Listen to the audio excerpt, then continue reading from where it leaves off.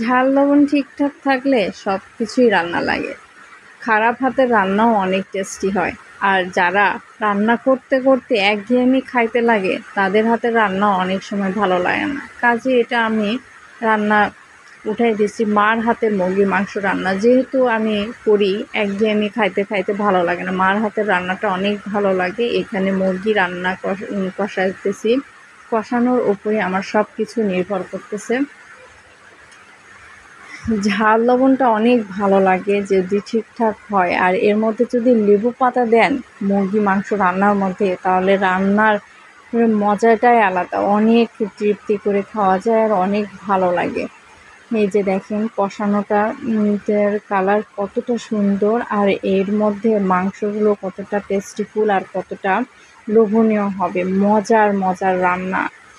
এই রান্না যেমন তেমনই হোক, ঝাল লবণ ঠিক থাকলে সবসময় ভালো লাগে। আর বৃষ্টির সময় এরকম মুরগির মাংস খাইতে তো কার না পছন্দ, সবাই তৃপ্তি করে খাইতে পারে মজার মুরগি। আর মুরগি লাভারদের যেভাবে রান্না করে দেন, সিদ্ধ করে দেন বা ঝাল লবণ কম বেশি যেটাই হোক, তাও বলবে যে অনেক মজা। এতটা মুরগি লাভার আছে যারা পছন্দ করে, আমার মনে হয় অনেকেরই এই রান্নাটা ভালো লাগবে। আবার অনেকে অন্যরকম করে রান্না করে, আমার এই রান্নাটা খুবই ভালো লাগছে এবং খুবই মজাদার খাবার। মুরগি দেখেন কষানোই হচ্ছে মেইন, এই কষাতেই সব কিছু বের হয়ে যায়। অল্প সামান্য একটু পানি দিয়ে এটা আর একটু কষানো হয়ে গেছে। দেখেন কতটা টইটুম্বুর মজাদার ঝাল ঝাল মুরগির মাংস রান্নার রেসিপি। দেখতেই তো জিভে পানি চলে আসছে, কতটা লোভনীয় একটা খাবার, সবার পছন্দের একটা খাবার। আর এইদিকে আমার গাছের তেজপাতা কাটতেছে, তেজপাতা সবগুলো কেটে বিক্রি করা হয়েছে, কেটে এগুলো সব পরিষ্কার করে ধুতে নেবে। দেখেন কতগুলা তেজপাতা, চিন্তা করা যায়, ভাবা যায়।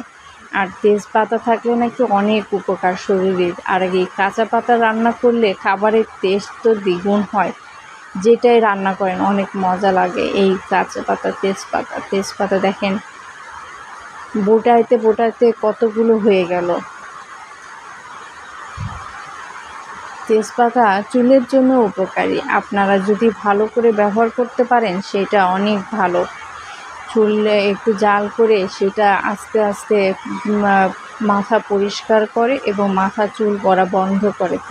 তেজপাতার গুণাগুণ অনেক, আর খাবারে দিলে তো এর স্বাদটা দ্বিগুণ হয়। তেজপাতা মানেই মজার খাবার, মজার ঘ্রাণ, একটা গন্ধ পাতা, এটা শরীরের জন্য অনেক উপকারী। রচা, দুধ চা যেটাই বলেন, সিমাই, পায়েস, এই কাঁচা তেজপাতা রান্না করলে